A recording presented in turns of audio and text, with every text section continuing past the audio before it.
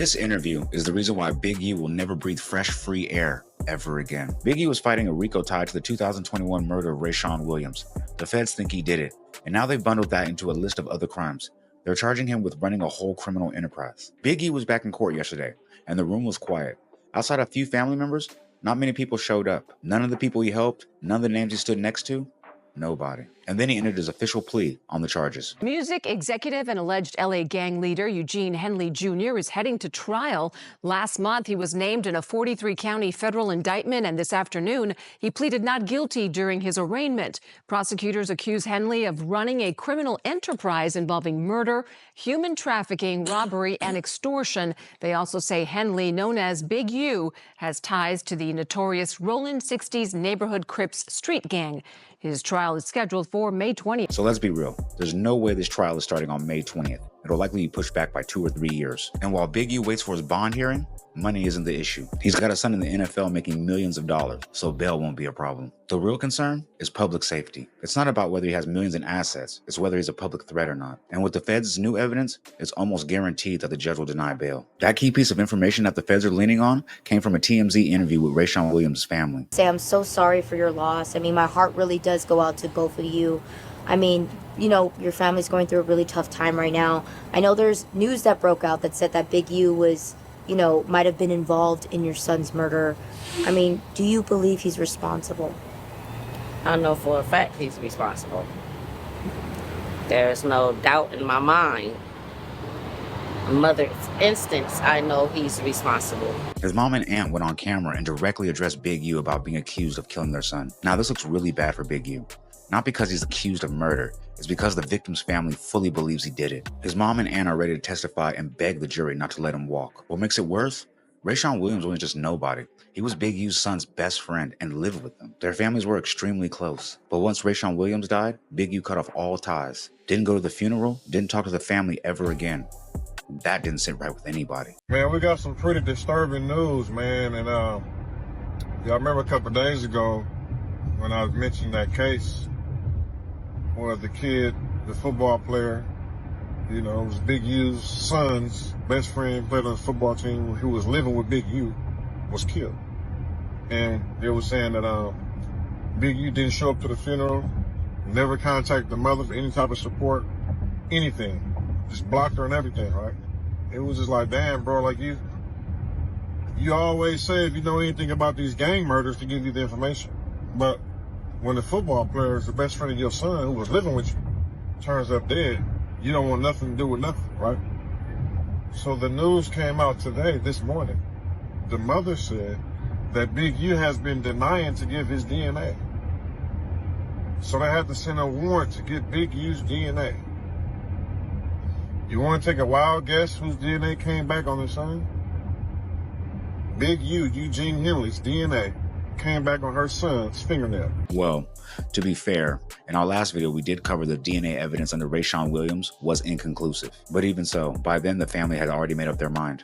Big U did it. They told 600 that the DNA did exist underneath his fingernails, but that didn't change a thing. The biggest red flag for them is that Big U didn't contact them at all or didn't show up to the funeral, nothing. Of course, they're gonna more than wonder, why haven't you reached out since Rayshawn's passing? They feel like Big U might have done it over something petty. Maybe Rayshawn didn't listen to what Big U told him to do. There was no specific situation the family could point to. It just seemed like it was something that might have been emotional and impulsive. Why do you think that he did it? I mean, that's like the big question. Because you don't like the word no. Okay. You don't want nobody to tell you no. Everything's supposed to go your way or no way. So I feel like my baby did something that you didn't like. And you did what you did. Now karma's at your door. Do you think Big U is a real threat to the community right now? Of course.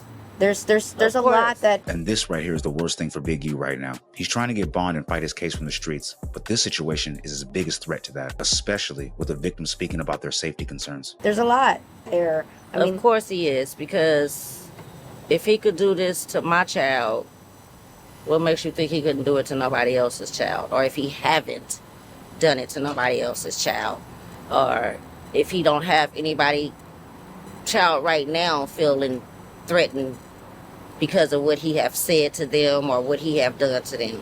So, of course, he's a threat. Of course. No doubt. With all this coming to light, are you worried for your family's safety? Most definitely. I've been worried for my kids' safety since day one, since this happened. I shouldn't have to be a parent within fear of my child's or my kid's life when I trusted you. If you're Big U, how do you convince a judge to let you out on bond if the victim's mother is concerned for her own safety? It doesn't matter how much money you got, or even if you offer 24/7 security. If the family says they're in fear for their lives, it's a wrap. The judge will probably say something like, "In good conscience, I can't release you to the public." But like I said, that interview alone right there pretty much guarantees Big U will not receive bond. And imagine if she sounds like this outside of court. Imagine how she's going to sound when she testifies at trial. And you took that away from me. I mean, is there a message that you would want to send to Big U? Why? Any other time you would have called me? Still right now, today, I still haven't heard from you.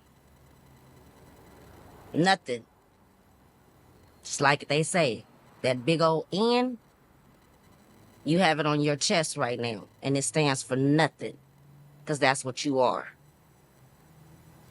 In my book, you a nothing person to me. Can I forgive you? I tried. I tried to pray on it. I tried to ask the Lord above me to help me to forgive you. And deep down, my Heavenly Father upstairs know who I am, if don't nobody else know me. I've tried, and I cannot do it. I cannot forgive you. What's making this worse for Big U is how he cut off all kind of contact with Rayshawn Williams' family after his passing. Rayshawn was close with Big U, best friends with his son, and he didn't attend the funeral or reach out after his passing? That silence is seen by everybody as guilt. Now, this isn't just about Big U. This could affect his son as well. NFL linebacker Dayon Henley could be subject to morality clauses in the NFL. Since when do you think the NFL wants any of its players tied to a RICO case with murder involved in it? And the media's running with it. TMZ interviewed SKG, Rayshawn Williams' family, and even Adam 22 about Big U. Once mainstream media gets involved like this, it's hard to control the narrative. He's being painted as the villain right now, and that paint is drying. There's a lot of claims being made. WAC 100, said you got picked up by the feds. Can I ask you, where's that coming from? I mean, WAC got a overactive imagination, to say the least. I was not picked up by the feds, but they did pay a visit to my residence, and my lawyer spoke to them, and they made it clear that I'm not in any kind of trouble right now.